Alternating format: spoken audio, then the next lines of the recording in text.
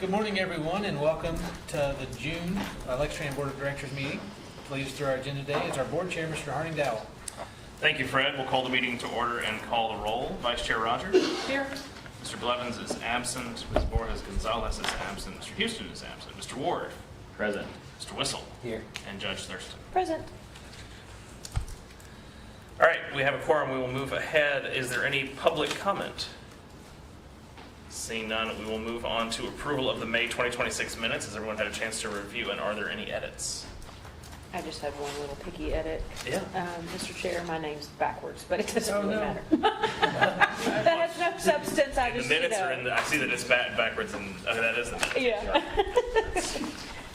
The other content was, of course, superb. Great.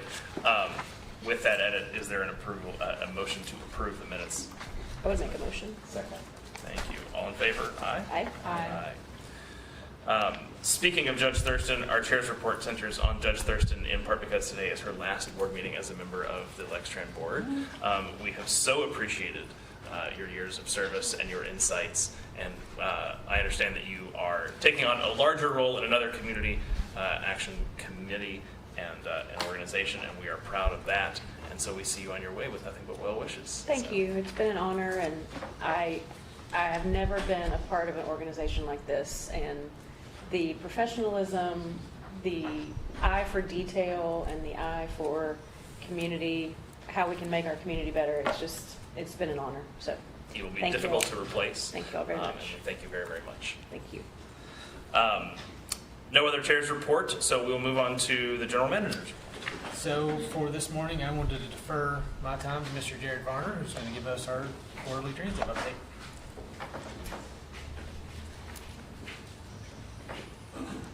I appreciate the opportunity to be here. I know I've met and worked with most of you throughout the last couple of years. My name is Jared Varner. I'm a Region Vice President with TransDev, and I'm thankful for the opportunity to work with this team on a regular basis. And so we were asked to kind of come in and give an update on some of the items the services that we offer and some of the results of some of the annual reviews that we conduct. We provide, you can kind of move through the next slide. We provide a host of folks who support this organization. We have a dedicated team in transit management that works to ensure that Fred and the team have access to a number of subject matter experts. And I always like to put faces with names so you can see these are the folks who actually come on site and meet with the team, review documents, look at SOPs, and really get into the nitty-gritty details of the work that's done here. And it'll come as no surprise based on Judge Thurston's comments that this team does a fantastic job. Our reviews are overwhelmingly positive. There's always room for improvement. There's always small details that we dig into that may need some changes, but overall, every single review we do here is positive. Go on to the next slide. So we focus in on, there's really two areas of focus for us. One is constantly integrating Fred in the work that we do and connecting him with our team. So as part of TransDev Leadership Alignment, we have a quarterly CEO-led update. So this is Laura Hendricks, the CEO of TransDev, will hold quarterly meetings that Fred participates in. I have bi-weekly check-ins with Fred to get an idea of what's going on and keep him connected and make sure that, again, we're delivering on our scope of work and the work that we're supposed to be performing for you guys. We keep KPI tracking performance improvement at the forefront. Fred and the team participate in our data collection process. Frankly, Lextran blows everyone out of the water with data collection and review. You guys are doing that on a monthly basis. We also have weekly regional meetings. Peer collaboration is incredibly important in the work that we do. We've got 30 contracts similar to this one, and we want to make sure that Fred and the team are networked with those other managers. So on a weekly basis, Fred jumps on a call with our team of about a dozen GMs to get together and we problem solve. We really dig into the issues and get into the weeds so that we can collaborate and make sure that we're making really good decisions. We have monthly transit management forums. So right now, that's safety and maintenance are the main focuses, and we're really working to, I mentioned Fred a lot. I mean, obviously we work hard to network him in. We're working hard to dig deeper into the organizations that we serve. And so we've set up monthly safety calls. We're going to set up monthly maintenance calls. And then we have kind of ad hoc discussions where we pull in other folks. Allie participated in a fare box discussion that we had recently because many organizations are dealing with the same issues you guys are. And frankly, Allie took us to school and really showed us exactly what's going on with the state of the industry is. So we really appreciated her her participation in that. Fred participates in an annual leadership summit that we have. We've been able to do those the last 2 years. We've pulled together hundreds of managers from across the country to collaborate. And then we're really focused on making sure that Fred and Randolph have access to world-class training opportunities. So we have a learning management system with every topic imaginable that these guys have access to. Go to the next slide. So again, we continually work with Fred and Randolph to make sure they're networked and connected. And then as a part of our arrangement with Lextran, we also have annual reviews and oversight that we are contractually required to provide. And so this is a list of those items. Some of these are kind of one-offs. They're things that we do on an annual basis, and some are ongoing. But you can see we provide subject matter expertise really in all aspects of the operation. And so we provide the SMEs I mentioned earlier. Oftentimes are on site. The vast majority of our time conducting our audits are actually on site. We'll send somebody in at our expense and under our guidance, and they'll work with the team and dig in, like I said, to the detail. So we've got safety planned for July. HR is going to be coming back in September. Maintenance was conducted earlier this month. I'm going to go over kind of some of the details of these last visits. Maintenance, we don't have the June report just yet. So when I reference maintenance and the results, it'll be from the previous visit. Labor relations is ongoing. My support to the location is ongoing. Chanel Barbie came on site in May to conduct her business development review. And then we'll talk a little bit about the strategic planning sessions as well. Move on to the next slide. Again, digging deeper into some of the commitments that are in our contract, labor relations training. This is not a formal training. This is more labor relations coaching. This is Bill Harned working with Fred and Randolph and the team through labor relations and providing coaching services just to make sure that we're doing exactly what we need to be doing on the labor relations side and making sure we're implementing the CBA properly. We talked a little bit about the learning management system with the TransDev specific team, and again the leadership conference that Fred participated in, and labor negotiations is a component of the work that we do. We'll dig into that a little bit as well, and legal services. Go on to the next slide. So we'll kind of dig into some of the subject matters and kind of gives you some insight into what we look like and how deep we dive. And I really appreciate the Lextran team for opening their doors and their files as our folks come in and work through these different compliance areas. So from an HR, it's very comprehensive. We're coming in and sampling files, employee files. I-9 compliance is big. The current administration is adamant that we're going to make sure we're documenting our employees properly, and so there's a major focus in our company on I-9s, and so we ensure that that we're compliant, the processes are in place to collect the relevant data and information there. There's a big focus on other areas of compliance, FMLA, ADA, EEO, making sure the postings are correct. So Laura Bass, who conducts those reviews, came through, walks through the facility, meets with staff, and makes sure that we're following federal guidance in these areas. She also digs into record keeping and data integrity, making sure that we're keeping the files that we need to keep, disposing of files that we don't need to keep, and that we're recording things properly. That's really an area of risk mitigation for us. We've got to make sure that our training and records are kept up to date. And again, the Lextran team does a fantastic job of that. She also meets with the staff, goes through their HR processes, what does hiring look like, onboarding, how are we managing performance of staff, what is the performance improvement plan process, if that's something that's required, and then identifying any gaps. Are there risks out there that we're exposed to that we haven't thought of? And so again, Laura, she's got a number of locations that she has oversight of, and so she's able to bring best practices and frankly bring some issues. Like, here's the stuff we're seeing, here are the problems that we're seeing, here's the risk and the gaps that we have. And I think that's the real value, is her spending time with staff here, ensuring that they benefit from the fact that we've got 400 locations across the country. These are the issues we're seeing, and making sure that they have, they benefit from that insight. And the past review, there were a few areas of focus, and very, very minor. So some of the recommendations really just focused on file cleanup. It's really making sure that as you're aware, there's a lot of different files and records you've got to keep for each employee, and so she went through a sampling of those. There were some file cleanup that was recommended. Just ensuring that, like, that, the Social Security numbers on the I-9 form, or things like that. You've got 2 forms of identification in the file. So very minor file cleanup. Those individual files were documented, and the staff immediately went through the process of correcting those. The I-9 process was fantastic. Laura actually took some of the ideas of Nikki and the team here and looks to deploy those in other areas. But again, other than some minor file cleanup, ensuring that we're fully documenting the I-9s and some of the personnel files, everything went really, really well. Go to the next slide. So safety, Billy Snow comes through once a year and does a top-to-bottom review of safety for the location. This is a structured review and assessments conducted. He works, hand in hand with the Lextran team to ensure that we've got SOPs in place and that we're following, proper best practices. He digs into accident frequency rate, incident frequency rate, and training effectiveness. He also looks at, compliance. So do we have SOPs in place? Are we following them? And are we ensuring that, we're doing everything we can to ensure the safety of our team?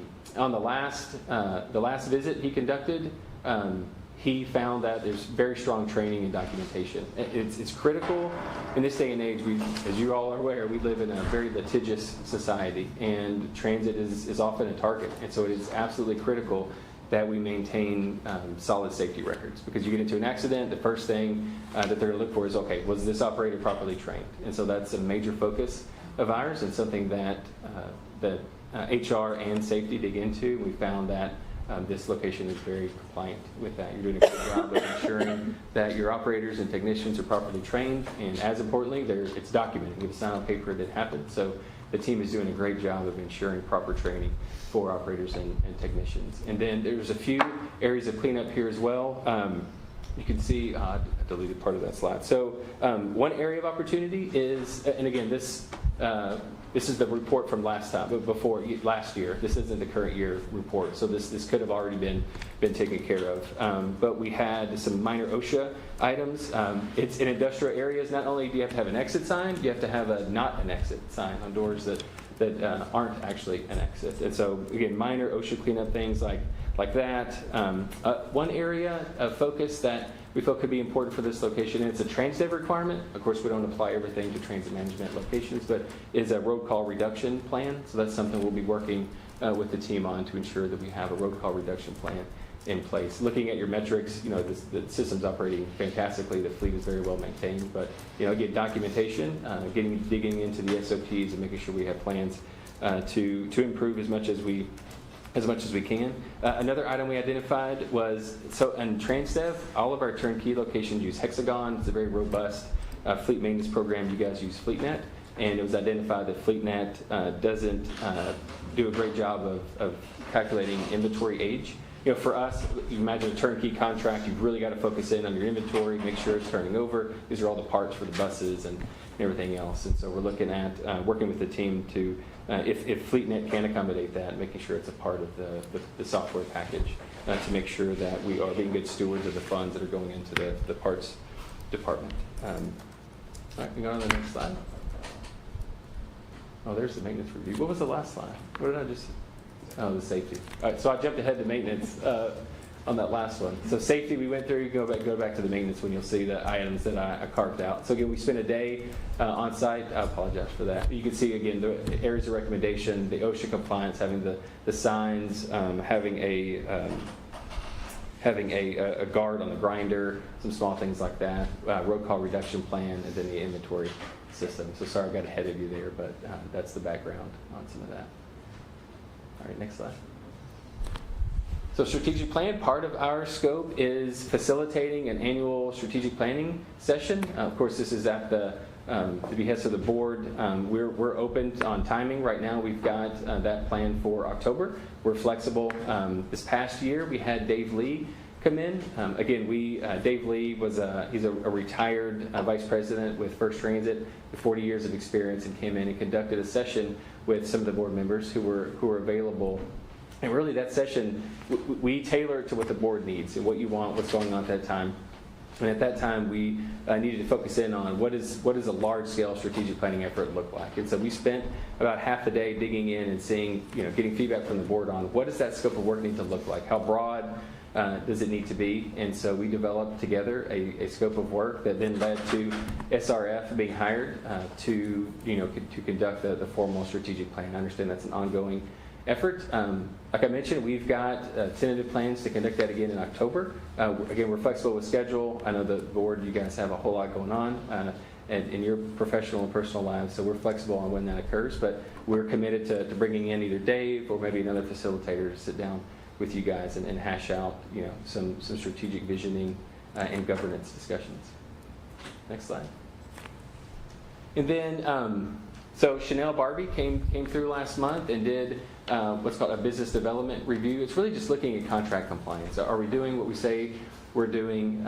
It gives us another opportunity for somebody else to have eyes on the operation and kind of dig in and work with Fred and Randolph to make sure they're connected to our organization and to make sure we're following up on our promises. And basically we've gone through most of these areas already. We've talked about the annual reviews that are being conducted. And so, again, Chanel kind of came through, documented that we're doing what we're supposed to be doing, and left it at that. All right, next slide. We've got two major areas of focus that are technical. Legal and labor services are part of our arrangement. What we've done on that front is in 2024, we partner. I wouldn't say we led. We partner with Fred and the local team on CBA negotiations with the union. So that looks like Bill is prepping with the team in advance and then comes on site to help again partner with them on those negotiations. And it's helpful because Bill does this full time. I mean, that's all he spends his time doing is negotiating contracts, and so he really brings a wealth of information and comparative, analysis on CBA, so he can kind of give the local team a sense of what's going on nationally. What are the rates of increases we're looking at? What are some of the contract language that needs to be modified? And so he brings a lot of value there. And again, he continues to coach the staff on any labor issues that come up. And then Adam has been very supportive of Fred. They meet on a regular basis to work through. The focus right now is CBA compliance. It's working through any discussions that come up with the union and ensuring that the team is deploying resources properly, that we're following the CBA, and Adam's been to help with that this year to the tune of about 30 hours of legal support so far this year. Next slide. I think we may be done. I know you got a packed agenda. I'm happy to answer any questions or follow up with specific reports if that's the board's desire. But I really appreciate the opportunity to be here and kind of talk through some of the work that we've done this year. I feel like it's been a really strong partnership. The Lextran team sets the bar really, really high on the other reviews that we're doing at other transit management locations. And we're really pleased with this last round of reviews and their willingness to partner with us. Thank you, Jared. Are there any questions from the board? I would appreciate a copy of this because I know I'll want to dig in, and I think others will as well, and we will follow up with any questions. Perfect. Thanks so much, Jared. Appreciate I it. just have one comment. Yeah. Because I know part of this kind of quarterly reviews was in our discussion of the contract, we just wanted to clarify, what, I think maybe the words it said was audits versus what really happens is more of a review versus audit, but the contract, I think, said the word audits or,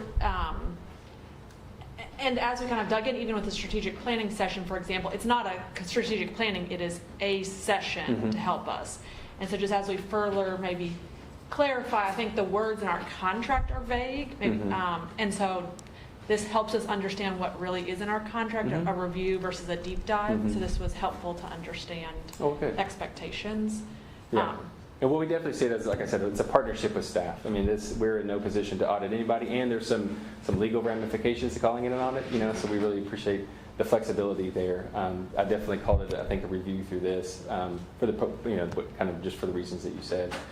This is a partnership with the staff. We're coming in just to offer guidance. We have no authority to come in and wave a magic wand and change things. We're not dictating any of that. It really is a partnership and a review, and really just giving some suggestions on, hey, these are the issues we see across the industry. These are some things you may benefit from, and then again partnering with the team to make sure that we're in compliance.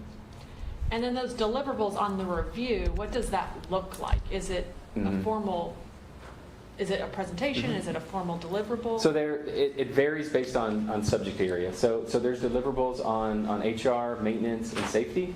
The safety deliverable is pretty limited, again, because it's review, not an audit, and we kind of handle most of that information transfer one-on-one. So Billy will sit down with the team, and they'll talk through these things. There's some, we're hesitant to document every single thing, I think for obvious reasons.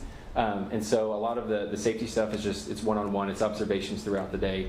There are some documents that, if you want, we could provide for HR and maintenance, but maintenance is a huge spreadsheet. And so they're going through a giant spreadsheet. They've got a checklist of things that they go through and document exactly what's going on. But again, the magic is in putting that document together, then sitting down with the people and talking through. So Matt Howler conducted that last review. He sits down with the staff, works with Chris and his team, and just has discussions about it. And again, there's no heavy-handedness at all. It's just, hey, this is the tool we use. This is how we judge transit performance across the country.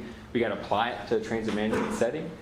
So there are some documents. We rely more on just those one-on-one interactions, having discussions with the team. And then really it's up to the local team to kind of action plan it and to develop a schedule for when these improvements need to be made. There may be resources required that maybe the board has to approve. We've got to ensure they're in the budget, because again, we're not going to put anything in place that it's going to cost Lextran money. It's up to the local team and Fred to navigate all of that. So the short answer is it varies depending on the subject area. Yeah, no, that's helpful. I think, again, when we were reviewing the contract, there was maybe a misunderstanding that this was a formal review. You got a deliverable. Here's I keep using here's this very well documented review versus more of this informal, I'm going to sit down with you and have a conversation on the review. So thank you for clarifying. Well, and we're flexible. I mean, obviously, we can conduct a review and document it however the board sees fit. But I feel like it's been working. I mean, I think the Lextran team's doing a fantastic job, and hopefully they've appreciated some outside perspective.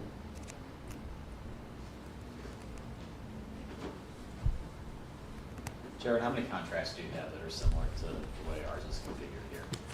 So in transit management, we have 30 contracts. And most of those came over with Transit's acquisition of First Transit. So we have 30 across the country right now. Similar to Lextran, we probably have about 8 to 10 of those are probably comparable. There's different types of contracts. This is effectively a CEO contract. We're providing CEO and executive leadership. The vast majority of our contracts have, we provide leadership as well as a subsidiary corporation that houses the employees. That's the lion's share of the contracts that we have. So we've got 8 to 10 contracts across the country that are similar in nature to this one. We have no contracts that are this prescriptive in corporate support. I think it's a good thing. I think it keeps us on our toes and makes sure that we can tell the company, hey, we need these resources, you got to pull them in. And so it's different in that regard. But yeah, so about 8 to 10. Anybody else? Well, thank y'all very much. I appreciate it. Thank you. Anything else from the general manager? I think we're ready to turn it over to Emily and the team. Good morning. We will be reviewing the performance report for May. And we'll start this morning with our mission. We serve people in our community with mobility solutions. So during May, our general manager, Fred Combs, presented our budget to LFUCG Council. We held 4 rider guide feedback sessions on the week of May 11th, and you will hear more about those from Randolph in just a few minutes. On May 5th, Fred Combs and our Planning and Community Development Manager, Gregory Butler, presented at the Grow Smart Academy on sustainability and transportation. And then on May 15th, you can see in the photo there some of our most recent graduates, and we've been really excited to be able to get back in the swing of celebrating them regularly. So you will see lots of smiling faces, hopefully, over the next several months moving forward. So for ridership for May, you can see we were really similar with the previous year, just over 5% down from the 4-year average. So we had 215,000-ish total rides for the month. We are looking at about 7% deficit overall for year to date. We've talked extensively in the last several months, but we have recently spoken with Avail, and we understand that there are some fixes being tested. They're feeling optimistic about those, so we should have more information from them in the next months to to understand what that looks like, how successful it's been in other areas, and we'll keep you all updated as that moves forward. For our on-time performance for the month, we were right at 90% on the nose, which is just above where we've been trending, but we are still pretty similar with our averages in the previous year. So for Lextran, we had 889 rides for the month of May. We sat at 90% on-time departures, and then you can see some of the boardings per hour trends. So 8 p.m. is our busiest time. We're continuing to work on this information and put it together for you all monthly, so it will look a little bit different next month than it does this month, but we're very similar to where we were in April and May. A couple of observations about this service: when it rains, ridership is greatly impacted.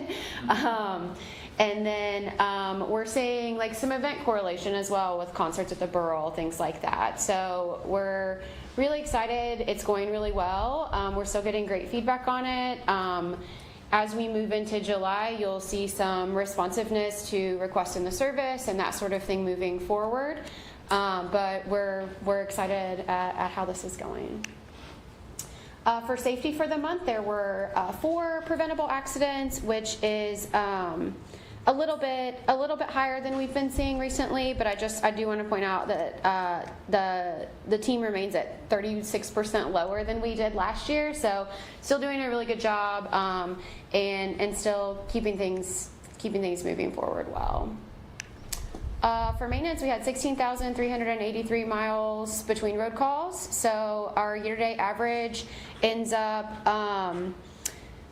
about 5% higher than the 4-year average. So want to give Chris and his team kudos. You guys see pretty much every month consistently on point, 100% of preventive maintenance inspections.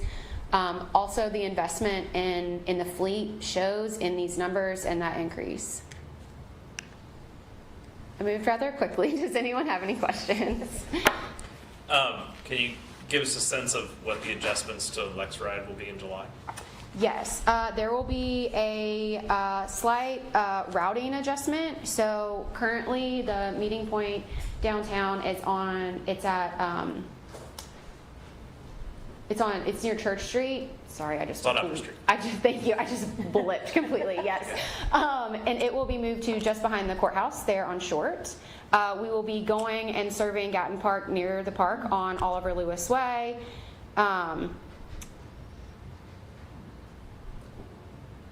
There's another adjustment, and I have just Greg. Which one am I missing? Main Street, yes. And so what we found was the ridership on 3rd Street is not great past a certain point. So we'll be still serving the Lyric and then going down Main Street.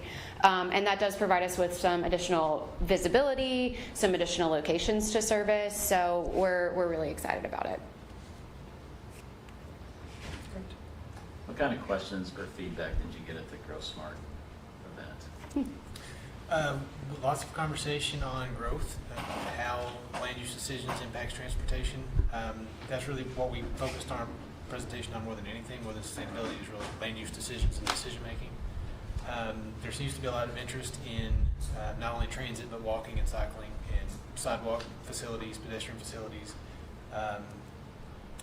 And there seems some excitement about improving service in terms of frequency. I think that's one thing we try to hit on a lot. So it was a good conversation. Were there users? There were some users, even a few Wheels users that were there. Okay, good. All right, thank you.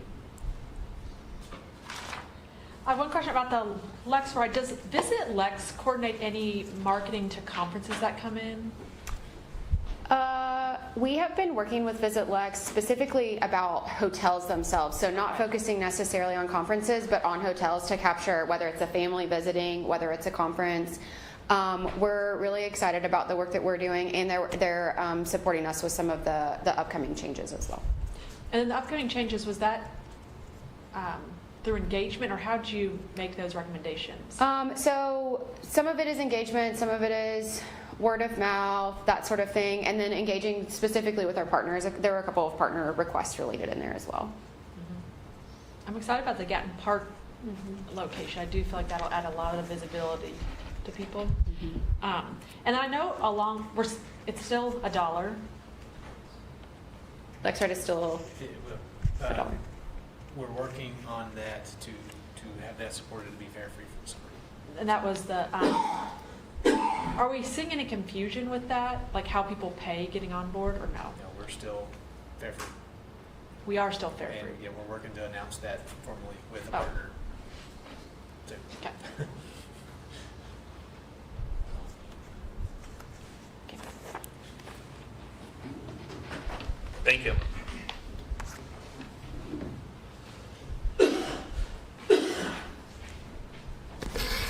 All right, so on the paratransit side, press the button.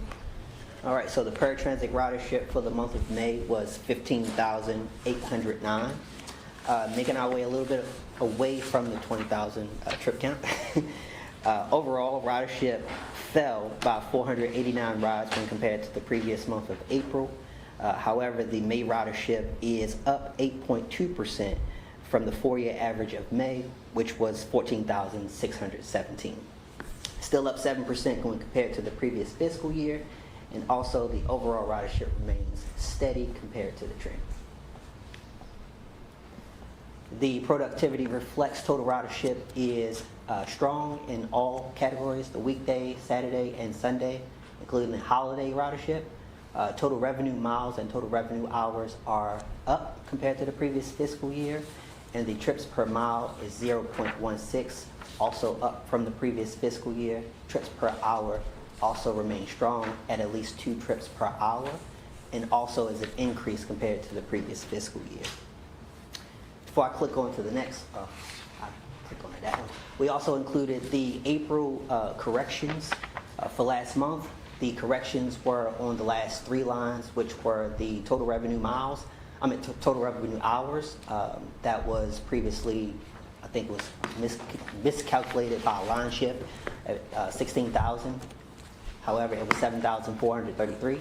Trips per mile was also corrected at 0.17, and trips per hour is also corrected at 2.19. Still strong year compared to the previous fiscal year. Before I click on to the next slide, which is not a part of the presentation of slides, I do want to mention that we started to analyze this fiscal year's paratransit ridership trends, and we also focused on the hourly on-time performance.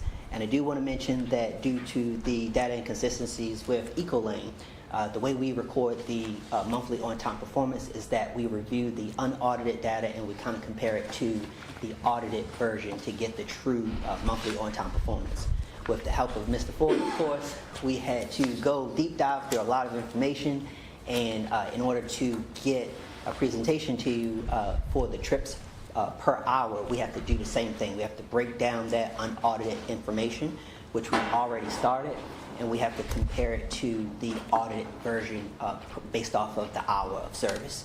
Mr. Ford has been very helpful in quizzing me on information and also preparing me to present during the next upcoming meeting for the trips per hour. All right, on the safety side, RTP Dev Wheels had 3 preventable accidents for the month, putting us at 7 above the previous fiscal year. I do want to mention that Fred and myself, we have bi-weekly meetings with RTP Dev Wheels on the corporate side. We also have the compliance manager, Ms. Moran, and myself. We have bi-weekly meetings with the local team, and in our discussion, we pressed the issue with safety concerns with the corporate team. They're actively recruiting for a safety manager, and in that absence, they have gathered support from the corporate team, safety director, as well as the GM, the new GM, and the AGM role. In order to address some of the safety concerns on the local front, they've put together some initiatives to present to the staff, which includes daily safety messages, defensive driving, navigating complicated routes due to like some of the wonky weather and different things like that. And also the monthly safety meetings continue.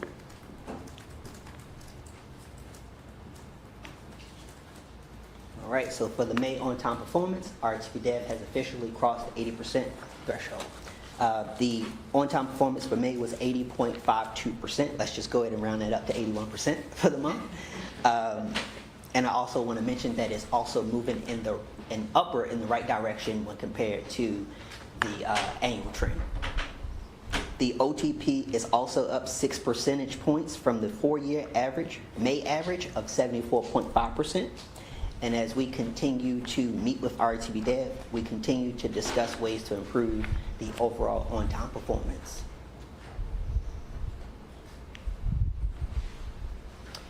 All right, so for the month of May, we did host, with partnership with RTP Dev Wills, we did host 4 feedback sessions in the week of May 11th.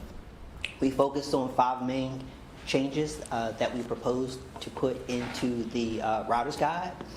We did those at Lexington Senior Center, Bob Brown House, McLeod's Coffee House, and UK Human Development Institute. As you see on the right-hand side, 3 of the proposed changes. One was the eligibility contact information. We are now doing the assessments in-house, so we just made sure that we updated that information. 2, just shedding some light on some of those proposed changes that went in effect officially as of the 1st of this month. 2, the customer service hours. In the previous router's guide, the service hours reflected that you can schedule or cancel a trip starting at 7 a.m., which is the opening of the reservation hours. But we kind of wanted to clarify some of that information in the router's guide to let the customers, the routers, know that they can cancel at any given point in time as long as it's staff inside the building starting as early as 4 a.m. The method of canceling a trip has not changed. They still have access to the Mobility by Ecolane app. They still have access to calling in to customer service, and they also receive an IVR call the day before, which that gives them an ability to cancel as well. We just wanted to make sure that we could clarify that information on how to cancel. Number 3, for the late cancellation policy. The late cancellation policy has changed from 2 hours to 1 hour. Customers could cancel up to 2 hours leading into their scheduled trip. Now they have 1 hour to cancel trips. And the other 2 is on the next page. 4th proposed change that went into effect is subscriptions. When we looked at the Ecolane system, we noticed that some of the subscriptions were not being enforced. Subscription trips should count for no more than 50% of any scheduled hour of service, just throwing that out there. But the subscription trips should also include same place, same time, and at least 3 times a week. So when we looked into the trips, we wanted to make sure that we enforced the subscription policy. And also with the no-show policy, the no-show policy was pretty straightforward. We have a combination that we follow in order to enforce the no-show policy. The previous language included that you had to do at least 20% and 5 or more no-shows in order to be suspended from the service, or also get like some sort of warning to let you know that you may be in jeopardy of losing your subscription service. But now we made it more clear. We clarified the language. It's not or, it's and. It's a combination of 20% with 5 or more trips. It varies from a person just taking 5 trips in a month versus a person taking 20 trips a month, and that's why we do it based off of percentage. Nationwide, some agencies do it different ways, but the standard is about that 20% range. It could go up to 30%, but most agencies, they have a combination of how they assess their no-show policy. Also, within those feedback sessions, we did leave room at the end for feedback, of course. All feedback is welcome, good or bad. So what we did with that feedback, some of that feedback that we did here had a lot to do with some of the capacity constraints that we've been having with our RTP Dev Wills. Longer ridership on board the vehicle. Also, they mentioned longer wait times for the vehicle. Glorified the bus itself. They're very thankful that we have new buses picking them up. They love the ability to tour around, but just not so long. So we've heard some of those concerns within the transportation services. And what we did was we met with the local team after those feedback sessions, and we've already started taking action plans, putting in the action plan to address some of those things.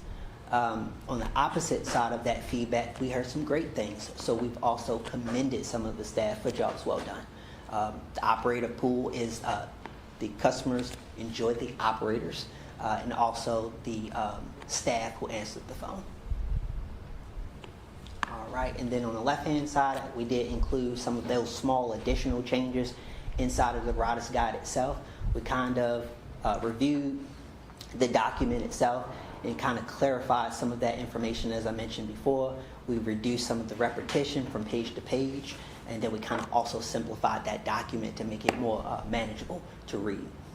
Outside of that Riders Guide, I think I showed you all before, or Emily might have showed you, but we also her team also created like a brief pamphlet, because reading the Riders Guide, which is in various forms, by the way, large print, small print, we can convert it to different languages, but reading the entire Riders Guide and understanding the rules of operating and using the system can be a lot. So what we did was we took the most frequently asked questions about the service, how to schedule a ride, how to cancel a ride, who to call, things like that, and we kind of made it like a flip pamphlet in which we give out as well.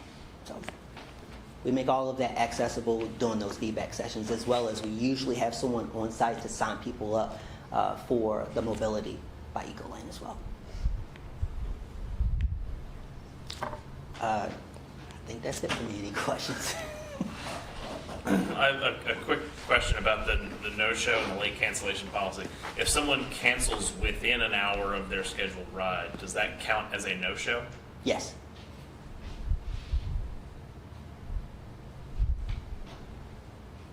Anybody else? I have a question. Go back to Emily for a second. You can stay there. Just on the customer feedback totals, what's triggered the additional calls this year, contacts this year versus previous years?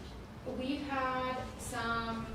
have done some targeted, hey, we'd like to hear from you stuff, so that's part of it. I have been looking through that information to try to understand if there are any additional trends that we're seeing, if there's specifically a route that is getting just absolutely, and the data that we have is difficult to slog through.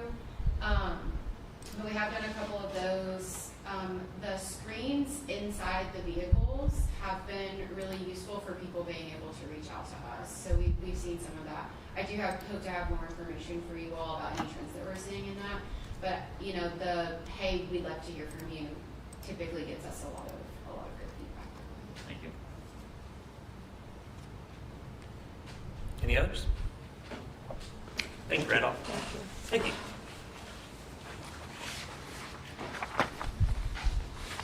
Good morning. Okay, we'll move on to the financials. We're looking at the balance sheet for the end of May. We are 11 months through the end of the fiscal year. We are doing very well. I'm very pleased with the cash balance at this time. We did receive a large amount of property tax in May that we don't normally receive. We received about $847,000. That was some delinquent taxes that got paid. So we don't normally see a chunk that big in May. June and July and August will be a lot smaller, of course. But we are over what we received last year, and I'll talk more about that in a minute. But our balance sheet looks really good at this point, but I'll be glad to take any questions. Okay, we'll move on to the revenue expenses. Property taxes, as I mentioned, we're about $1.4 million over where we were this time last year. That's right about 6%, so we're very happy to see that. Passenger revenues hanging in there. We're just a little bit under budget, and we're not too far behind where we were last year. Federal funds, I mentioned last month that we were going to receive federal funds in May, and we have received those. That's part of why the cash balance is also up at this time. So I think we're in a really good place to be for the end of the fiscal year. Wages, fringe, everything's doing really well. Professional services, those are all under budget at this time. Our diesel fuel, Our monthly average for May was $4.49, which was very high. We have seen it go down some. Last week, well, we paid an invoice of $2.94, so that's a huge difference. Our average for this fiscal year is $2.93, and so we're very happy to see that coming back down. Our diesel gallon equivalent at this time is $1.75, so that's still a lot less than diesel. So, but our utilities and our property and liability insurance, as we've mentioned the last couple of months, are over budget. But that's the only area. Everything else is looking really good, and I'm very pleased to be at this point at the end of May. So I'll be glad to answer any questions. Is diesel fuel being down year to date, is that because we're using less diesel? We are using less diesel than we have in the past because of CNG, but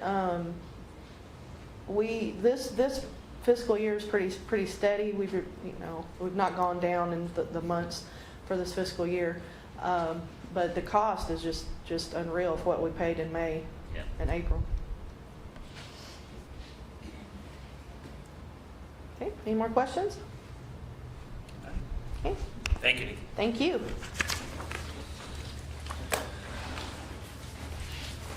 All right, next on the agenda is our fare collection update, but I do want to be cognizant, does anybody on the board have a time constraint? In which case we will jump right into the action items.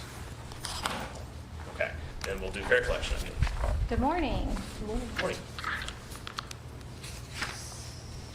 So, the last few weeks I've spent quite a bit of time analyzing, researching what our future options are as far as our fare boxes. So, just to start off, we always like to start off with our mission statement. We serve people in our community with mobility solutions. So our current state of our fare boxes is that we do collect cash on board, on the coaches.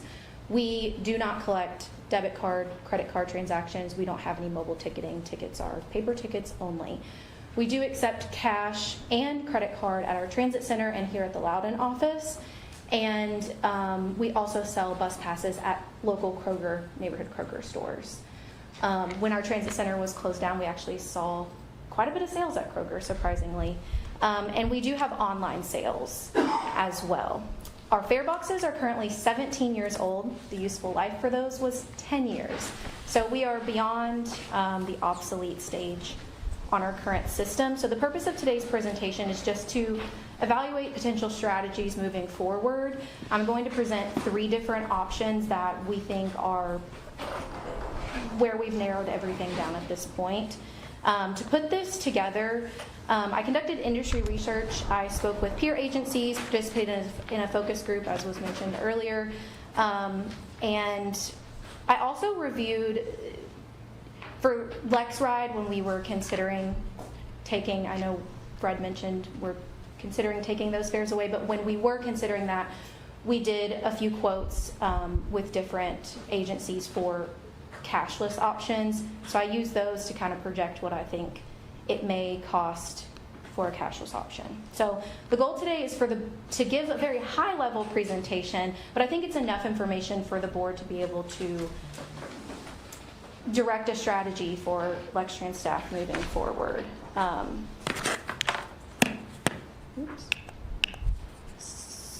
So before we go into what the strategies are, I wanted to give you kind of a financial snapshot of what our current fare collection system looks like today. So we get about $1 million in fare revenue. As far as labor and repair, what that means is we have maintenance staff that spends a good deal of their time repairing our obsolete fare boxes. We also have, from our finance department, about 8 to 10 hours a week that it takes just to bundle the amount of cash and coin that we receive. We're not actually counting it, but it takes that long just to bundle the amount of cash. GenFare parts. So GenFare is our current system, and we're buying as many parts as we can before we can't find any more. Passes and transfers. I spend between $60,000 and $80,000 purchasing just the paper tickets and the plastic tickets That includes the transfer tickets. And then Brink. So our armored car services, it's around $11,000 or $12,000 each year. We've seen that go up between $500 to $1,000 annually. And that leaves us with about $842,000 left after spending that. The $1 million is already less our merchant services for our Square system that we use to collect credit and debit card transactions.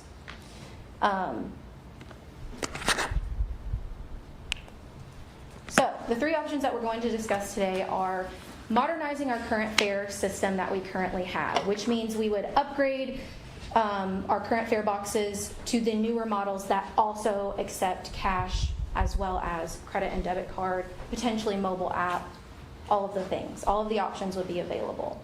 Option 2 we're going to talk about is implementing a fare-free system, which is going to eliminate passenger fares but may cause constraints on paratransit as well as ridership for both fixed route and paratransit. And option 3 is a transition to a cashless system. For the purposes today, I'm assuming we would still collect cash here at the Loudon office and at the transit center, but not on the board of the coach. Okay, so option 1, complete replacement. I think we've discussed this in maybe at the finance committee, but we are estimating around a $5 million capital cost investment in that type of system. It would still continue to have most, if not all, of the same annual expenses. We would still have merchant service fees. We would still have to spend the labor, the employee labor from both finance and maintenance departments.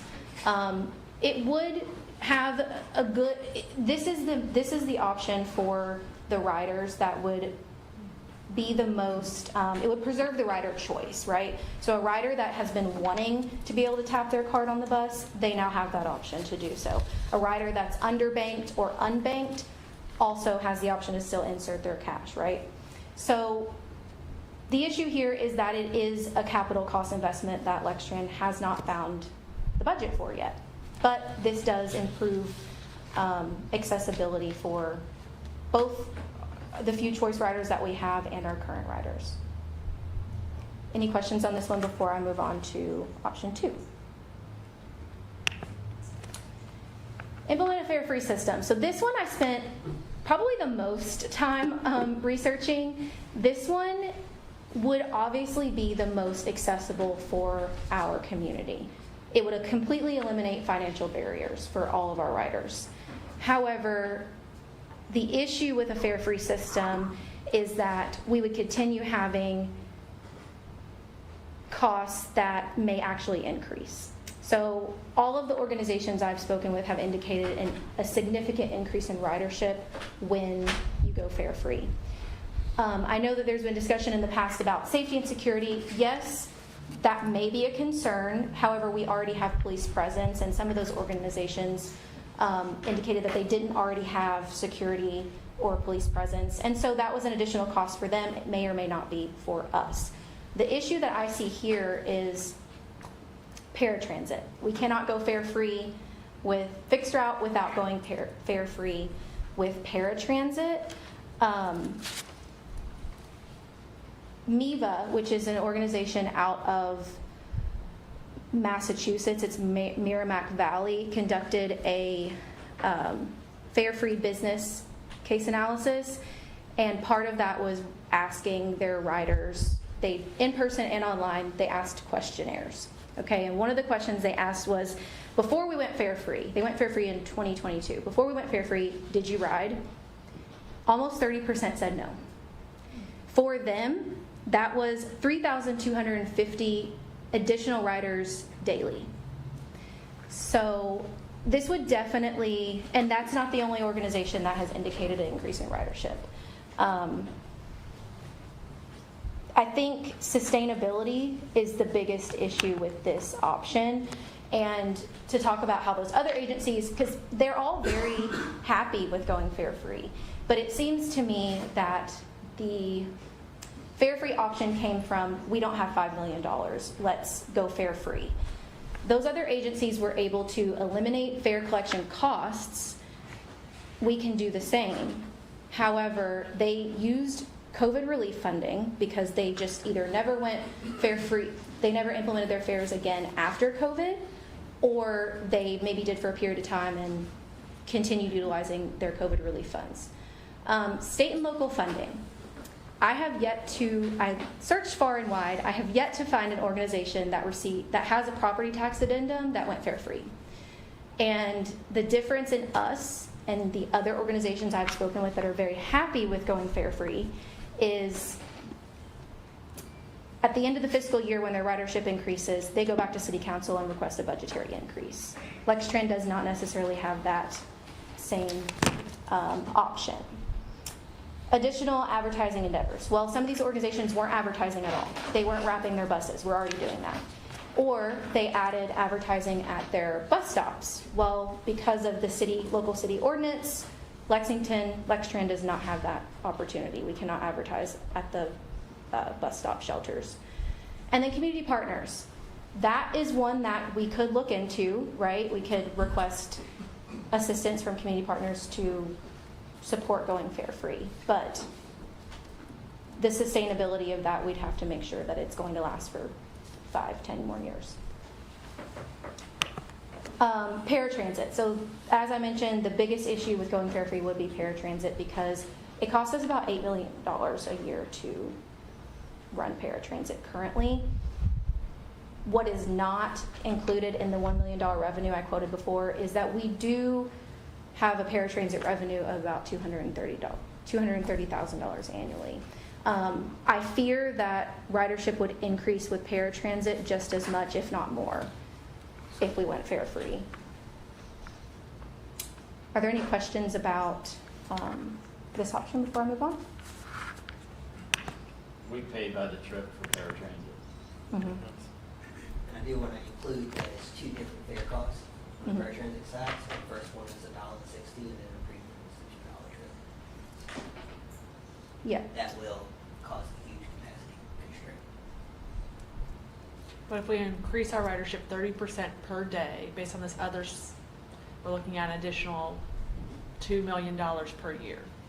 Yeah, and as Randolph was saying, if somebody so they already ride for free anyways on a fixed route. A paratransit rider has the opportunity to ride our fixed route for free. So that's an incentive for them to have a free trip if they're capable of making it to their closest bus stop.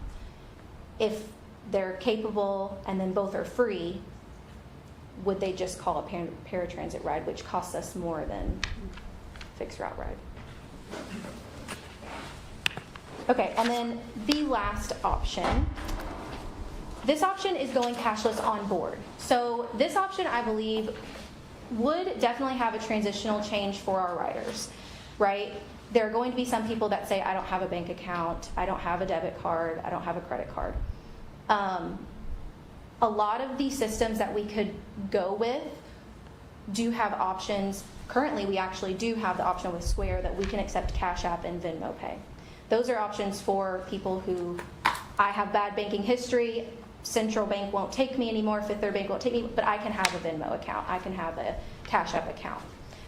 There are also options at the transit center. We could have vending machines that would still accept cash. That might reduce the line flow for some of our customer service representatives. But that doesn't mean the customer service representatives couldn't still take cash at the transit center, right? This, I believe, would be about $1 million implementation cost based on the quotes we received from the small Lex ride and then multiplying that by 70 buses. This option would have mobile ticketing.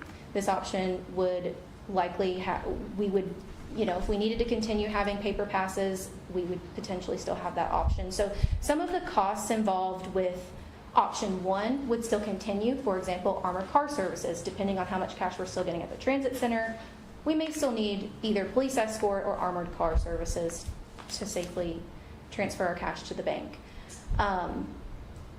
I do think that there may be a digital literacy barrier, but my question would be, if we spent $5 million because we felt like preserving rider choice was the most important option, And in 5 to 10 years, we find that instead of having $700,000 in cash, which is what we have annually out of the million, if maybe we're only collecting $1 million in cash annually, well, we have rather saved on that option and spent more time and investment with educating the public with our outreach and making sure that option 3 was the most accessible option. Does that make sense? Okay, because I think this would also have a significant reduction on maintenance costs as well. Some of these options that we would go with may have their own maintenance service that we could invest with. This would also offer additional, this option and option 1 would also offer, I didn't mention this on option 1, we would have additional data that we could collect from a TAP system. For example, our UK routes, those riders are just getting on. There are systems that we can link that UK mobile card with ours, so they're actually tapping, so we can get ridership data from that. Transfer tickets, we have virtually no transfer data whatsoever right now. So this would have additional data benefits for us, benefits in reducing our cost as far as maintenance and cash collection. But it would have a potential constraint for some of our riders that do not have. What percentage of our fares are paid with cash? Percentage of fares are paid with cash. I didn't run a percentage, but I did, as I stated, 750,000 out of the million is cash. If you look at what that cash breakdown is, so cash of the about 700,000 is 594,000 a year. Coins is 168,000. Right? So some of the smaller organizations, like on the focus group, did mention that they had drop boxes, but it doesn't count the cash. So we would actually probably increase our daily cash reconciliation budget by removing that. Another option that we've considered with this one is our fare boxes technically still work. They're not great, but they do work for a period of time. Would it be worth it to invest $1 million in adding something that offers the improved options of having credit card, debit card, mobile app, keeping our fare boxes around with an assumption that in 6 months, 12 months, we would consider just totally removing those? Because there are organizations that upgraded their gen fare boxes like we have to something, but then they use another merchant service for the other. So we could almost split up the investment with option 3. So you're saying right now 75% of our riders walk onto a bus, drop $1 in the fare box. Basically. Or pennies. Or pennies, but 75% of the riders. I don't say that to be funny, but it's No, yeah, seriously. Yeah. Yeah. Yes. I'll Let say me push on that just for a half a second. Are we able to split up cash paid to buy passes versus cash paid on board? Mm-hmm. So what you're saying is 75% is cash paid on board. Okay. So what I get, the number I gave you is just the onboard. Okay. Okay. So if I were to look at cash paid through passes, I can pull that number. I did not. But that would be over and above the 700,000 that you have as Yes. cash on board. Yes. Okay, So thank you. roughly 70% of the riders walk onto a bus, drop $1 Yeah. in the fare box. Yes.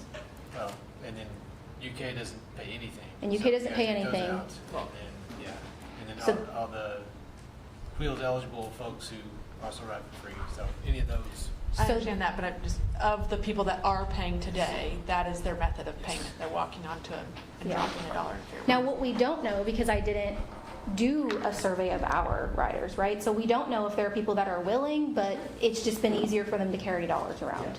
We don't know that. It seems as though some of the other agencies that have upgraded their systems, they do receive significantly fewer cash. As I mentioned, one organization said that they have drop boxes. Well, after talking to them a little deeper, they only have 12 buses. So for us, having a drop box would be very difficult. But that just goes to show that they were only receiving such little amounts of cash that they felt like this was worth it to them. I'm sorry, Go ahead. I don't know if you said this, but in option 3, have you seen any change in ridership in other places? You know, I did, okay, so a lot of the other organizations that I spoke to use the drop boxes.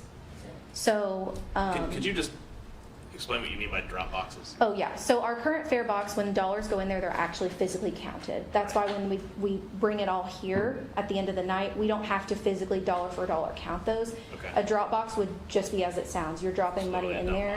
box, okay. I know in the past before my time, we did have those, and there was a lot more time spent counting those dollars. And dollars come in rolled and, Think about putting cash in a soda machine. Same thing. Okay. yeah. And it works for a smaller agency. I don't think that would be an option for us. The way I'm thinking about it is if I'm at my house, get on my local bus stop, and I don't have $1, maybe that means when I get, we get a courtesy ride for a little bit, but then when I get to the transit center, I can present my dollar to the CSR. Or maybe we have vending machines, I can insert my dollar there. So it doesn't mean I would be riding all day for free initially, but it would mean that while we're working on getting our riders, figuring out what those barriers are for them to use the mobile app. Another organization I talked to, this was really interesting, they had a super religious university on their campus, okay? And so they did what we call fare capping. So that super religious organization or university on their campus, those students are moving away from, they're promoting disconnecting. So they have smartphones that don't really do everything that my iPhone does. It will get them like Siri Maps or something, but it's not going to let them surf the web. So they were concerned that their app wouldn't sync with that phone that they know a good amount of their riders are using. They did fare capping, so your debit card or your credit card now works as your pass for the rest of the day. So I get on, I tap, it charges me $1. Let's say our fare cap is 3 times. Once I've ridden 3 times, my card on the 4th ride will tap, but it won't physically charge me that $4th, or the 5th, or the 6th. So that was a way that if I don't have a smartphone, I can still utilize my credit or debit card as my pass. So this is a financial snapshot. You should have this at your person.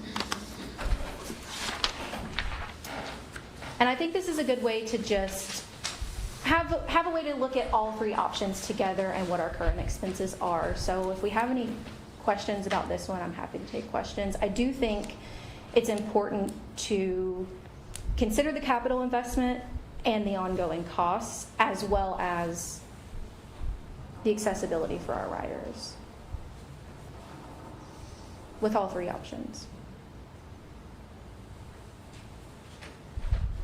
The vending machines that you're talking about, am I right in thinking that those are a cash to card vending orientation where you're putting in cash and then you're being delivered sort of a Pass. A pass, or sometimes even a sort of pay-as-you-go debit card style? We do have plastic tap cards, yes. I would imagine that the vending machines probably only take the paper ones. I'm not sure. A new one would be something like that. Okay. So you'd get some sort of token of some sort. Preloaded. Yeah. It's something that I've seen in like sports facilities or amusement parks that are going cashless. A lot of people show up still with cash. It's a way for them to then, be able to participate. Yes. And I don't know if there could be options where we have, as you mentioned, something like that, like Rupp Arena, for example. They're now cash free. So you notice that they have some ATMs where someone can get cash. That, to me, I feel like it's the same thing. I only have cash. I'm able to put it in this machine and get what I need. Right.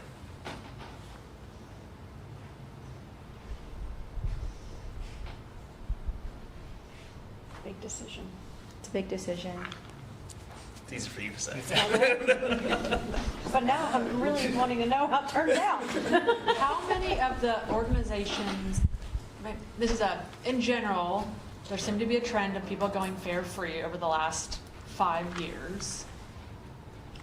how many of them have then reverted back to taking fares? There are a few that are discussing it.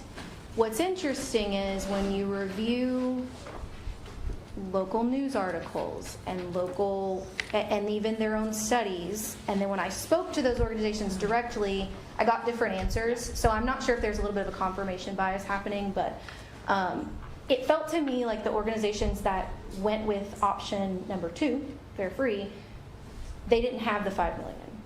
So they felt their only option was option 2. I think from what Fred and I have discussed, option 3 may be an option that we can at least explore while our fare boxes technically work. Now, at any point in time, if one of those fare boxes doesn't have the part we need, then that fare box now becomes obsolete because it's getting more difficult. And how real is that problem for us right now? I think that's a question for Parts Chris availability. Withrow. So they've already discontinued the current fare box that we have. Mhm. They've all went to a new fare box style, and some of the parts are getting longer as far as availability. So they are starting already to pull back on some of those parts. What used to take 3 or 4 weeks might take 8 to 12 now. Okay. So But we're still able to get them from the original manufacturer. currently, we are, you know, yes. yeah. But they've already sent quite a few letters to different transit agencies throughout that they are a reduction on what they are making and stopping. Do they have a date of no more support? I don't think I have an exact date for no support. Okay. Because a lot of the components through GenFair might be made somewhere else, not just GenFair. Okay. I have 2 questions. So one, we set our dollar fee when? Oh, geez. 2001. Yeah, 2001. And have never raised it intentionally Correct. in our community. I think just set by the board that like we're always going to be $1. I think at the time we wanted some money, but super low. So that's maybe, thank you for that history. And then the second one, maybe this is a comment to the second option. I hear you, it'll increase cost. It's also hard to say, you know, we're afraid too many people will ride the bus and we'll get too popular, because that's what we've been trying to do for the whole time I've been sitting on the board. Mhm. So I think that's where I'm struggling with, but I understand the financial burden of it. Between option 2 and option 3. So that's just kind of my comment between the two. Well, the Lextran side would be wonderful. The paratransit side is what we worry about because of capacity. And so that's why I was trying to ask, let's say we do go to the 30% daily increase. We're looking at now $8 million, next year $10 million, which is somewhat sustainable. But if it's 15, it's not. So it's hard to know, like, at what point is it not sustainable? Because it'd be great if we get back to the 20,000 rides that we used to do pre-COVID. Just in terms of our community, maybe not for our finances. But I guess that's my only problem with not considering 2, just because it is what we're trying to do is increase riderships and get back to our 20,000 rides at paratransit, increase our declining ridership.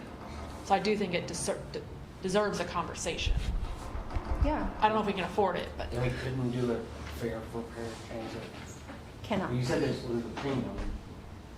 Am I wrong? You said there's a premium one. So the regular fee is $1.60, and then the premium cost is $2.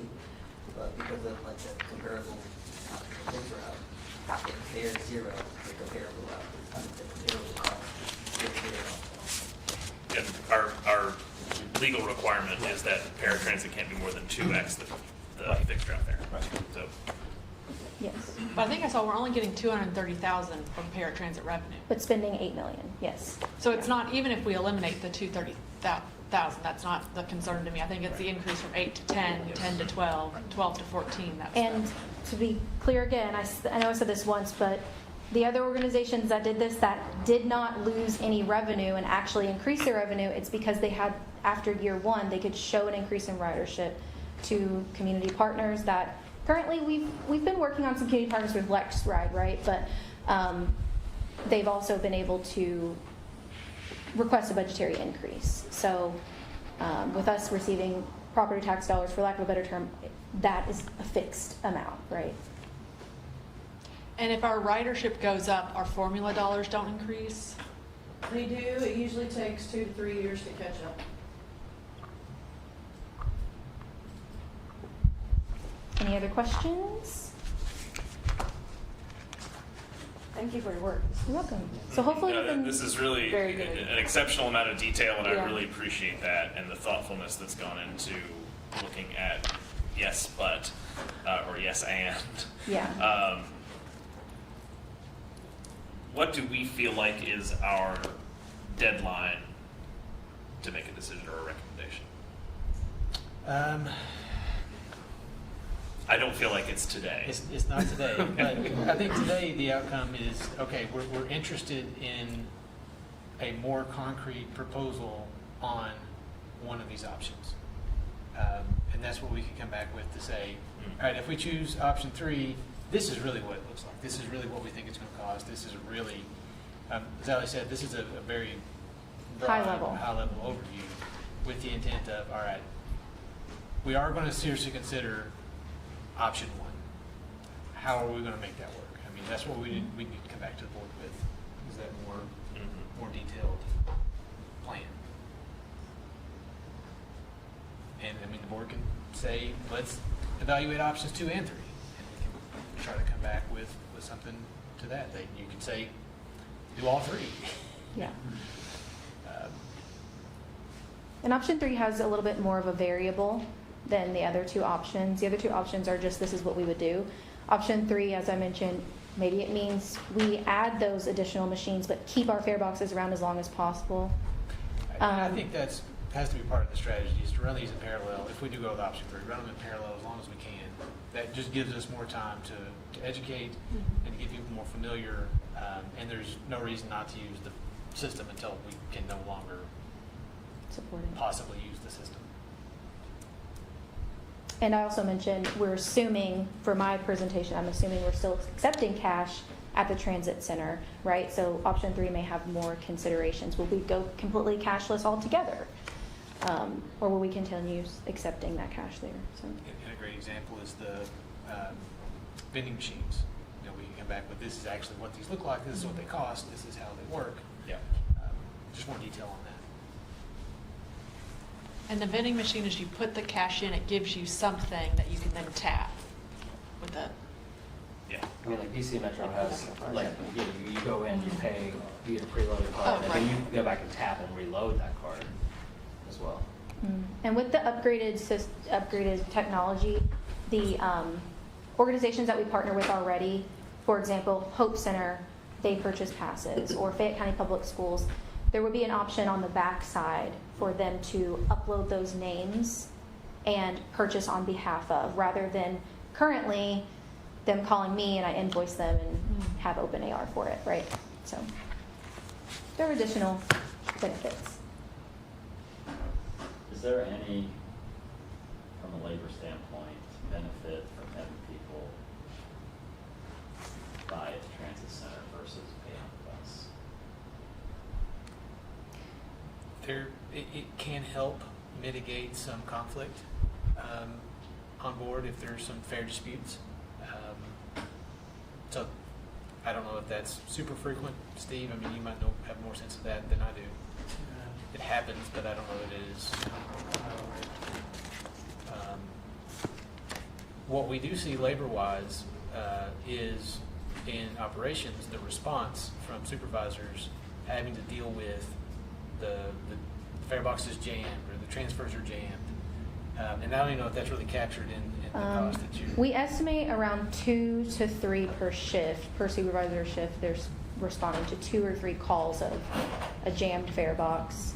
And we hope that any of these options would help mitigate that, because part of that is Obviously, because yeah. the system is just so old. And does that translate into essentially a road call where someone's having to physically go out Yeah. on route and try to fix a piece of machinery? Yes. So the staff time that I have listed here, the 72,000, only is maintenance and the finance department actually reconciling that cash. It does not include the service calls because they are a little bit variable. Those are not necessarily calls that are professionally recorded, if that, We don't for have lack of track better well terms. enough to- We don't really have a way to track of, hey, my bus driver is calling over the walkie-talkie and needs me to come out there, right? Also not included is customer service staff time, and the reason I chose not to include that is because customer service department does a lot more than just collect money. They take service calls and many other things. And most of the time, Chris, we do those at the transit center. So if something Yes, happens, they're not come back to the reported transit roll center. call, it's usually the supervisor or the technician called in when it's not interrupting service. Okay. So we take care of that only to not interrupt service, that way the bus can continue on route. Does that mean that for that period of time, small though it may be, but if it's 2 or 3 times a shift every day, there's a period of time where that bus is not collecting fares? Possibly, Because yes. the fare box is broken. Yes, okay. Again, that's probably not going to add up to a whole lot, but it's a useful data point. But we do get $700-ish thousand in cash and coins, so like per year, so it could add up to a lot. I have a question about staff time. If we went cashless, not cashless, if we went free fare, are we really saving any money on staff time, or are they just gonna be doing other things? Should that number be in the calculation? Yeah, so Are we gonna cut people? if a maintenance worker is spending 75% of his day repairing fare boxes, he can now do something else. He can be working on something else. So yes, reallocation. So we won't be saving that. We probably ought to take that out of there.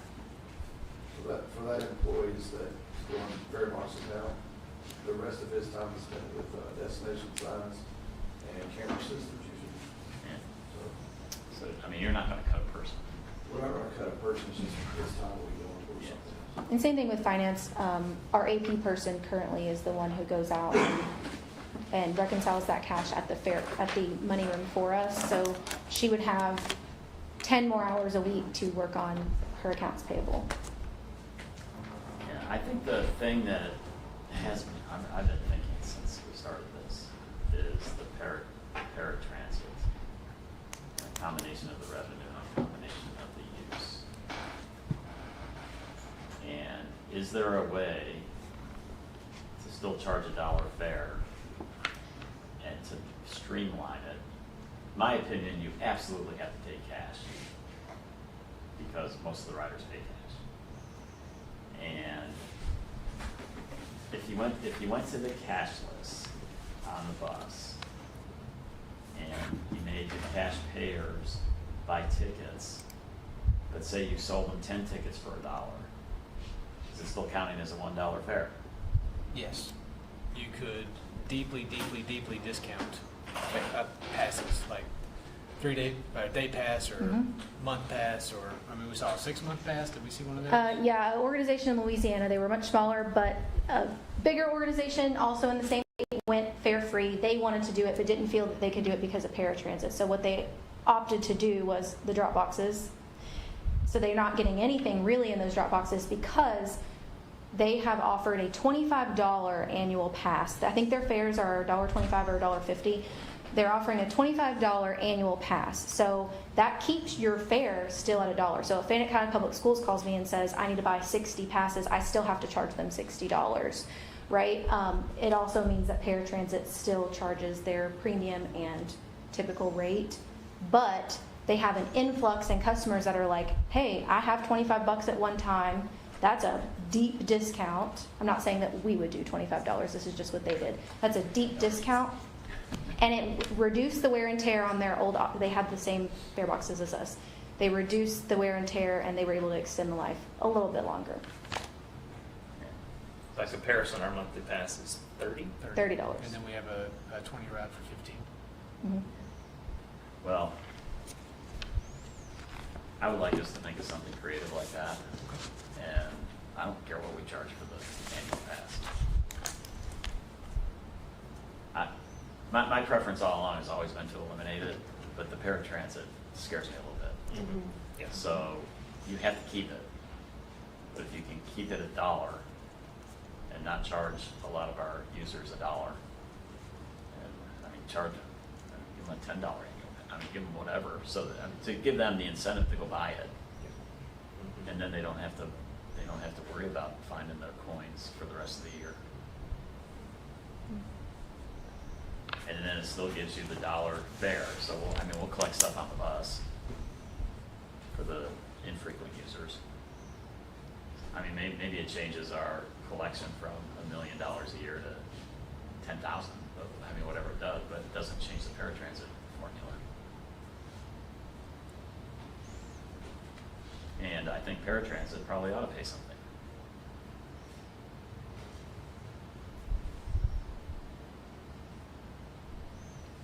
Door-to-door service, right?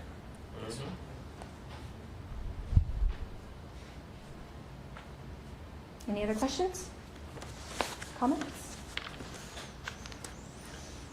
So I mean, I think the feedback is yes, more concrete proposals on I think option 1 is out. I think if there's an option 1A, it's really that option 3A of doing a phase in. Do people agree? It's crazy to pay $5 million to collect $1 million. Yeah. So I think a deeper dive on 2 and on 3, and I'd also like to understand what our operators think. Yeah, and as part of the feedback, operators and customer feedback is the next. Yeah. Yeah, are we doing a questionnaire? We for our will riders? Okay. Get this feedback first. Yeah. Kind of narrow it a little bit, and then, Because I think, to the point that you made, Jamie, of significant number of people are paying cash on board. As an infrequent rider, that is the easiest way to do it. Right. And that's coming from somebody who doesn't carry a lot of cash very often. So I think if we made a different way, the easiest way, we would see a rebalancing in those numbers.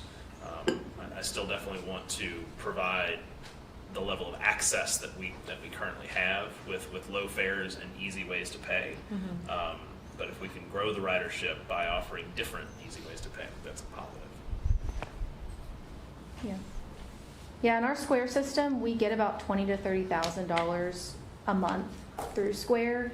But the issue with that is it's only accepted here and at the transit center. So it is difficult to project how many people would be willing, as you said, to use their card on the bus. So a questionnaire would definitely be helpful. And online, the Square includes the online sales where we mail a pass to their house. Thank Anything you else? very much. Thank you. Sorry, Jamie. Well, so in one version, as we come back with this 3A, so I understand it would be some version of I have it on my phone and I'm tapping that when I get on the bus. Options are endless, honestly. So Okay. yes, maybe. Or I go to this vending machine, or I get some card and I tap that. Okay. But there are multiple ways potentially to do the 3A. Yeah, I definitely think we want, or with any option 3, the ability for someone to transfer cash into a tappable Mechanism. yeah.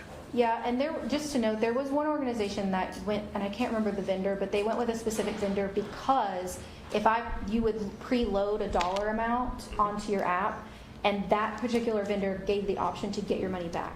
So if I put $100 on there and I was like, oh shoot, I'm down to $30 in my account, I need milk, you could give yourself $15 back at any point in time. I didn't get into the specifics on if there's a service fee involved in that or what have you, but Would you have to do that with a customer service representative, I guess? it's self-serve app, mobile app. Okay. So That just wires the money I'm back. sorry, I into can't your recall the account. vendor or anything right now. I'd have That's okay. to ask them again, And, but the ones that I find most user-friendly in the field are ones where you don't, like for a long time, like you had to have a Metro card in DC or an Oyster card in London, and now it's just whatever card's on your phone. yes, And for our choice riders, like that's the lowest barrier to entry. yes, Apple Pay or whatever. And you that could- is just automatic. There's not that middle step. But I think we can provide the option of that middle step for people who don't have that tappable capability on their phone. We could do this all day, I'm sure, and we have lots of other things to get to. Thank you. This is a great first step. Thank you. All right, action items. Thank you for bearing with us. We'll start with 2026-10, the C2 task order for the ridership campaign. So Emily is going to do the first two resolutions. Sorry, good morning. So we'll roll them up, 2026-10 and 2026-11, which includes the Shellcon task order for bus stop improvement. Yes, so our first resolution is 2610, which is our task order for C2 strategic communications, and this is our strategic communications campaign to increase ridership. The campaign focuses on public awareness, and increasing both public awareness and ridership through education and engagement. So we're hoping that people better understand how to use the service. We are addressing common misconceptions, both about the service itself, about public transportation, and just make it easier for people to use it, right? We talked about technology previously, that sort of thing. The four main objectives you can see here. It is a multifaceted approach, so it's videography, it's photography, it's storytelling, it's social media, it's paid media, and surveys pre and post, focusing on the broader community but also the riders to see if they are also receiving benefits from this information. And our goal is for a 12-month campaign that would begin in July. The total cost for this resolution is not to exceed $144,800. So $100,044,800. Are there any specific questions about the campaign? If it's to begin in July, is there already a pretty robust scope of work that's undergirding this? Because that feels like an awfully fast turnaround. To get the cost, we requested a specific scope of work from C2. So we've also been working with them. We meet with them regularly every 2 weeks for the other projects that we're working on. So this will just be rolled in. So some of these things specifically will work with a calendar for social media, collateral, that sort of thing. And then there is a specific scope of work related directly to this that got us to the cost. We needed to know, they needed to know what we needed, sure, what they were going to provide us exactly, and then the total cost. If I missed it, that scope of work hasn't been circulated to the board. No. Okay. We can get it to you. I would appreciate seeing it. Just I don't think it's going to change my vote, but are there any other questions? I have two questions, and I know part of this came from Michael's request, I think, 2 board meetings ago. Is there a specific type of rider that this is targeting, or just, for example, choice riders, or is this all riders? So, yes, choice riders, but also just hoping to provide benefits to people who are currently riding. So how do you find a detour? Right? If you're a choice rider and there's a detour happening, you need to know how to find it, and that's an important piece. But also, if you're a regular rider and you're struggling in that situation, it does help support you. So it is focused more on choice riders. He had mentioned youth and technology, so those pieces are included as well. Like helping folks at UK better understand how does that partnership work? How do we work together? Sort of promoting some of these partnerships like that the general public may not be as aware of, or that even a student who just does hop on, hop off on Route 14 may not be aware of the benefit that they receive throughout the community. Those sorts of things. So there's a facet to many of them that are multi-layered, but it was increasing ridership, which choice riders are sort of the focus area. And then you're so great at understanding for transit what works and what doesn't, and where to market and where not. You're happy with this proposal, and it does what you are accomplishing, what you wanted to accomplish? Yeah, so the proposal has C2 helping us build a lot of the back-end items, and then we're responsible for some of the execution. So some of the other projects that we've been working on with them, one of the really great things, and we've been really happy with them, is that they are learning alongside us, and they're learning with us, and they're interested and engaged. So the folks that we work with are government communications professionals and their background. So they understand some of the challenges that we have, and they've been really responsive and done a really good job of okay, how do you do this? What have you been doing? What's working? What's not? Where do you think there are opportunities? And then asking us questions and being responsive when we're like, I just don't love the way, or like, you know, sometimes people will write a piece of copy like that feels a little accusatory. Let's go back and think about this again, and how are we talking to people? How are we talking about ourselves as an organization? And they're really good about understanding and being responsive to when we have critiques, or okay, tell us why you think that, or what you've learned that would make you think that way, and making those adjustments. So yeah, we've been really happy with the work so far, and we're excited about this. And then the last bullet was measure changes in public awareness and perception. The other three seem very doable, but that public awareness and perception seems like a big, hefty I mean, I know it just says measure.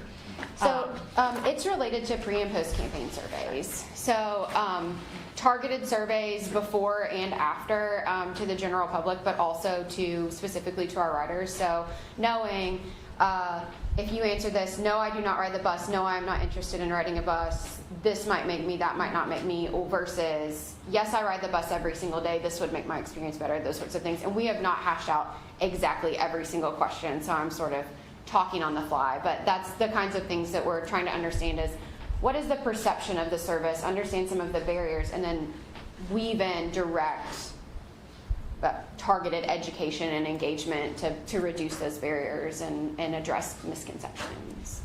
Thank you. I'd make a motion. Motion to approve, second. All in favor? Aye.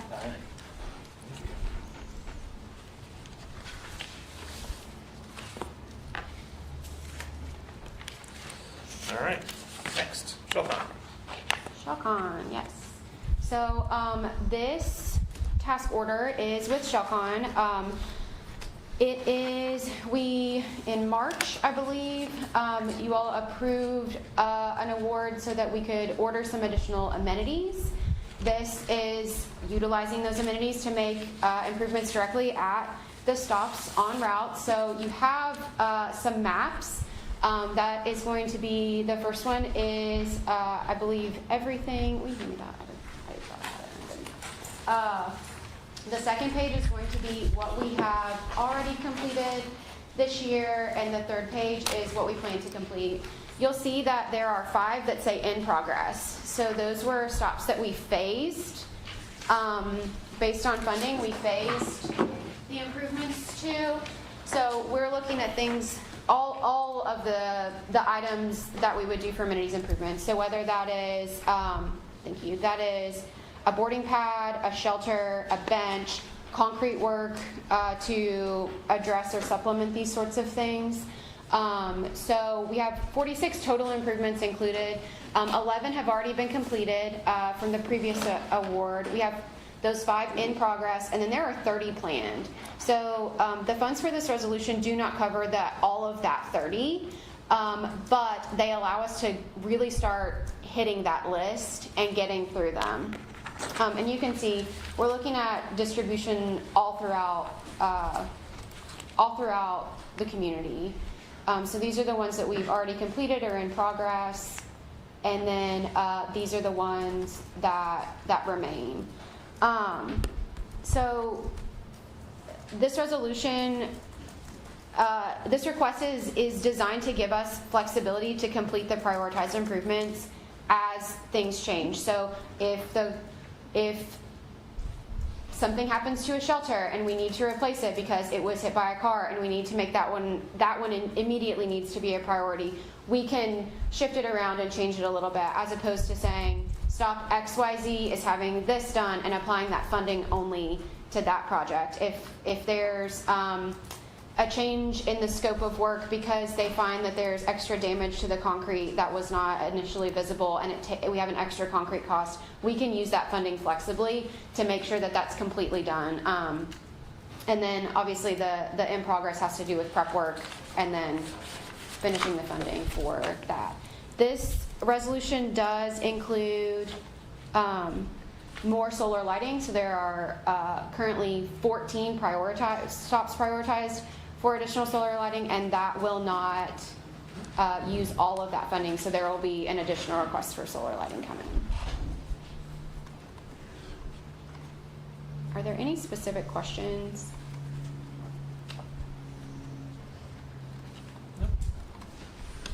Motion to approve? So We'll moved. go once. Thank you, Judge Thurston.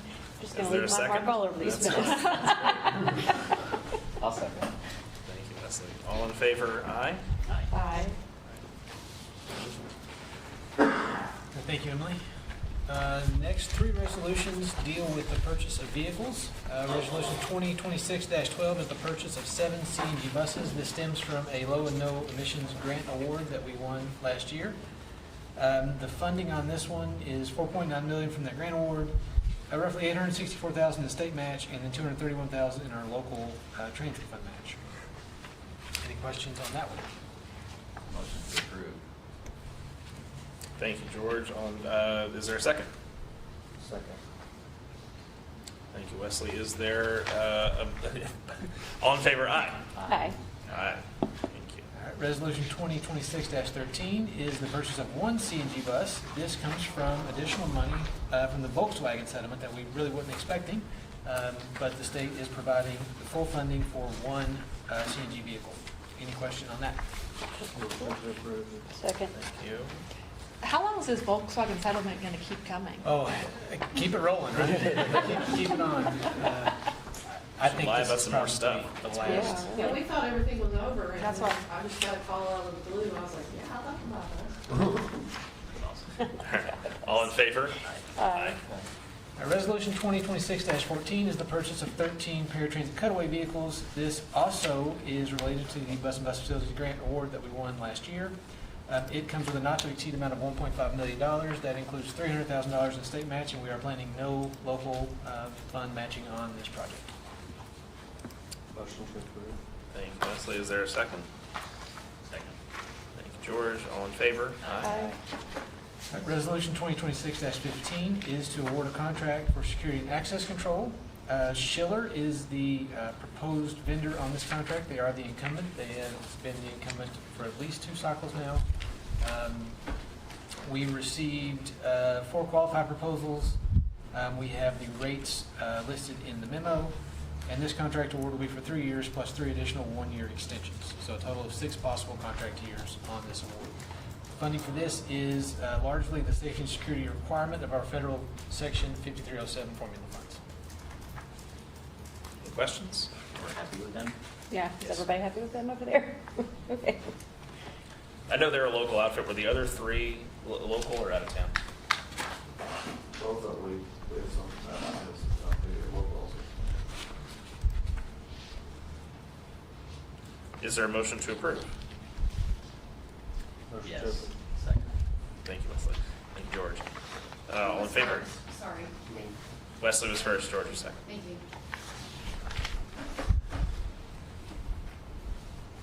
All in favor? Aye? Aye. Oh, sorry. Okay. In my head, I voted. Okay. That's what we do is this consent decree. Yeah. Resolution 2026-16, this is the first of the payment in lieu of taxes agreements. This is for Midland Station. Forgot these out of order. No, did the sections first. I want to lean very heavily on CARE for this. So as the board, we considered a framework. We feel like that this project met the criteria that we were looking for. So we've included in the board packet CARE's approved contract or agreement. If you have anything to add. I will just add that the changes that I proposed to the agreement that I received are generally just to ensure alignment with statutory duties in terms of tax payments, penalties, discounts.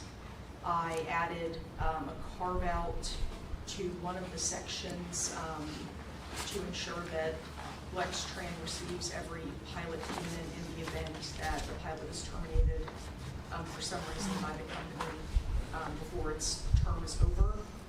And also just some language to clarify responsibilities of the company, the city, as well as Lextran, and to provide that a payment missed would be a event of default, as well as any other material breach of the pilot agreement, just to ensure that Lextran has protection to take any remedial actions that are necessary to make sure the project moves forward as we intended. I'm happy to answer any questions. What was the percentage abatement that Midland Station qualified for? The full 75%, yeah. Yeah, it was, I believe, Okay. yes.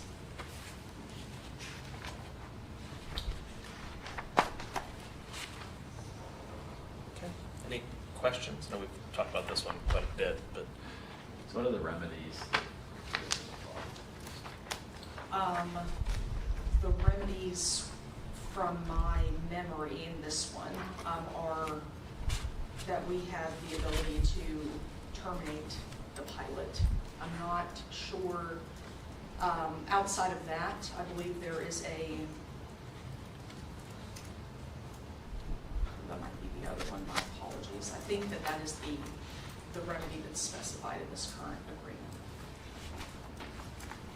meaning we would revert to full taxable value. Yes.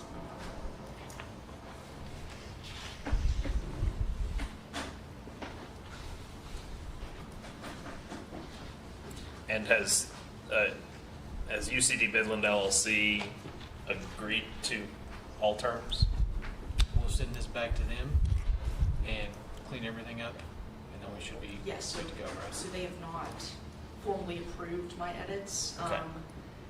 My suggestion was that if the board desires to approve it at today's meeting, that we approve it in substantially the same form that is presented here. If there are any material substantive changes to termination, rights, obligations, then it may come be, back.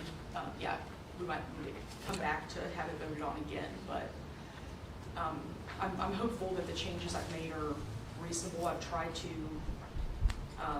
retain all of the company's protections as well, just ensure that there is a mirrored protection for Lextran anywhere that the company might have had additional protection, if that makes sense. Okay. Any other questions? Is there a motion to approve? Motion to approve. Thank you, Wesley. Is there a second? Second. Thank you, Judge Thurston. All in favor? Aye. Aye. So Resolution 2026-17 is another agreement for payment in lieu of taxes. This one is for Rose Tower. And this one is a little bit different in that we think that the agreement we have is really better. Kara, you can, Yeah. better than what the framework had suggested. Yes, yeah. Yeah, this is I think, a more robust agreement that definitely provides additional protections. This agreement provides for a shortfall, a pilot shortfall in the event that any of the calculations are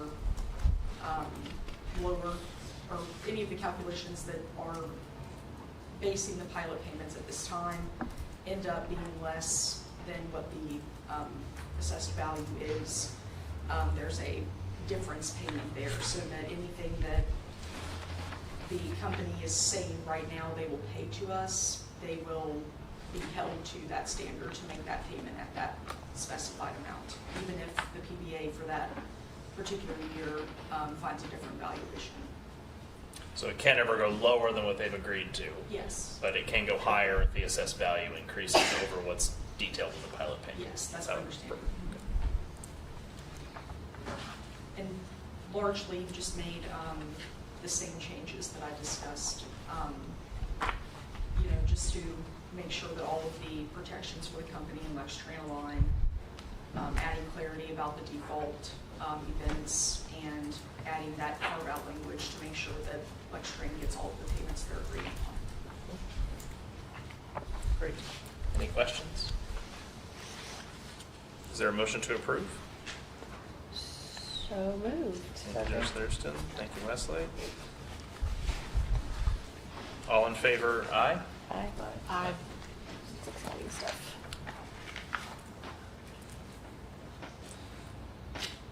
Before we move on, I just want to add an extra thank you both to this board and to Kara especially, and to Fred for doing a lot of legwork and a lot of research and a lot of, serious thought going into these. I'm pleased that we're able to be a partner in providing more housing for our community. That's great.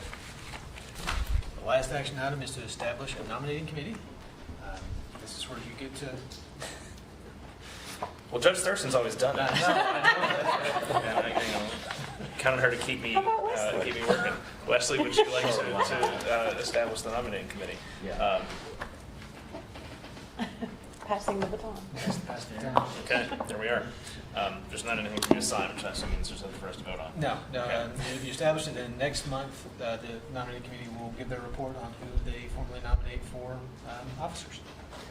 Which are chair, vice chair, and Finance committee chair, and then we'll go ahead and roll into the pension committee assignment too. So we'll wrap all the assignments into one. great. Okay.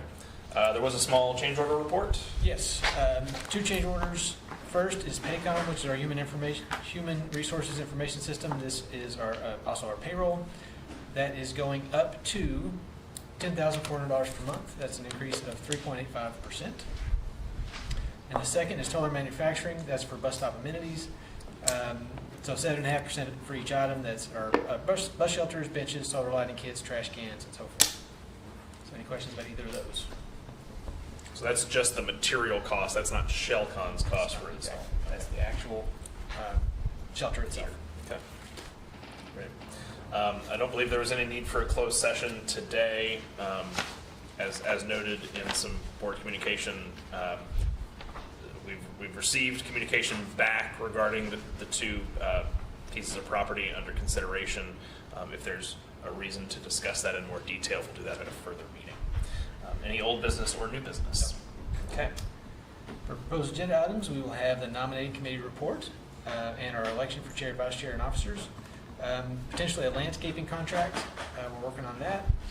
Then the bus stop enhancements contract. That is actually ShellCon now, so that'll be our general contractor to actually install the bus shelters. 2 things that we are lining up potentially for next month or sometime thereafter would be another update on our strategic plan, and then our microtransit fees, so our fares. We need to establish at the board level the fares for microtransit, so that'll come back either next month or the following month. Microtransit Fares, yeah. So the board has to officially approve. The study showed $3, but we need official board approval. That's what the fare will be. Okay.